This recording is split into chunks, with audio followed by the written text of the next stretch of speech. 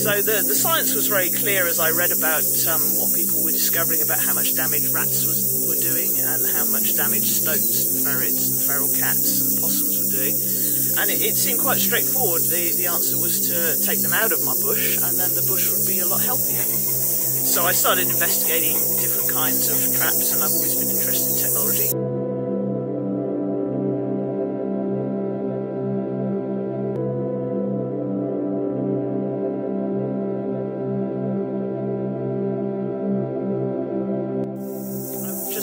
Followed the science with what's the best thing to do. So started out with ordinary traps, and now we're getting into more automated and technological trapping, which is like really exciting.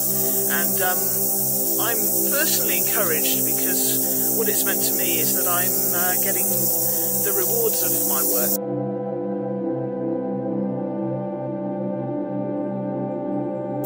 So my name's Catherine, and I'm an immigrant to New Zealand, as you can clearly hear from my accent.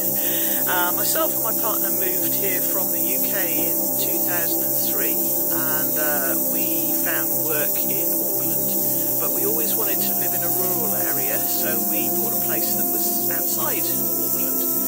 And part of what we bought, although we weren't intending to buy it that way at the time, was a large amount of covenanted bush block. And I had very little experience with owning rural land, and I didn't really know what a covenanted bush block was or why it was there or anything like that. But in finding out about it, I started to learn a bit more about how New Zealand's past has not exactly been good in terms of looking after its native environment, and how covenants were set up to try and rectify that. And I started digging deeper, and I found out that it's not enough just to look after the trees in a covenant, because without all the native New Zealand wildlife, the trees will eventually die out. For example, Kereru carry the seeds of the trees, so if Kereru become extinct, the trees can't move their seeds to other places, and new trees can't grow up. So as I learned more about the New Zealand environment and how many species of ours are really threatened, I started to learn a bit about how they could be protected, and some of that is something that I could do myself. It's not something that has to go on in big dot reserves or at the other end of the country.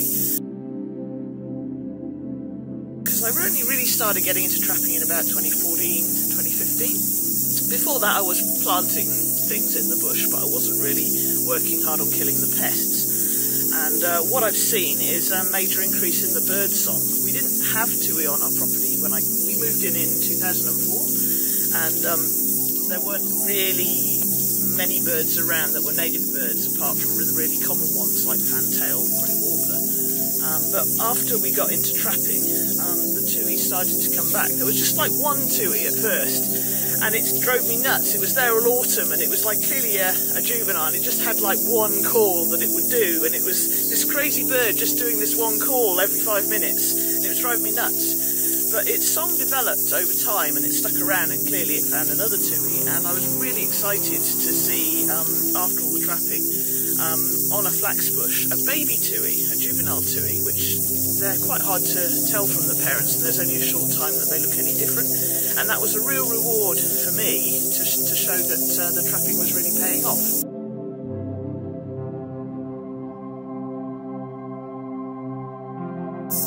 So I guess what I'm saying is I'm really motivated to see us try and have a thriving environment back here in Franklin and across the whole of New Zealand. And Franklin's where our efforts are directed and the people I work for are.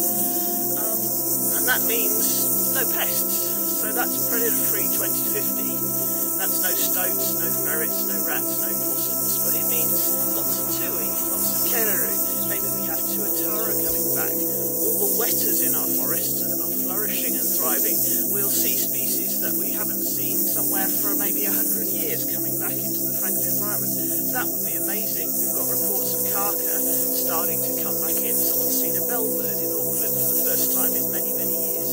This is all because of predator control, and I would love to see, say, a Kaka in my backyard. That would be a crowning achievement for where I'm working towards. So yeah, predator-free 2050, that's where it's at.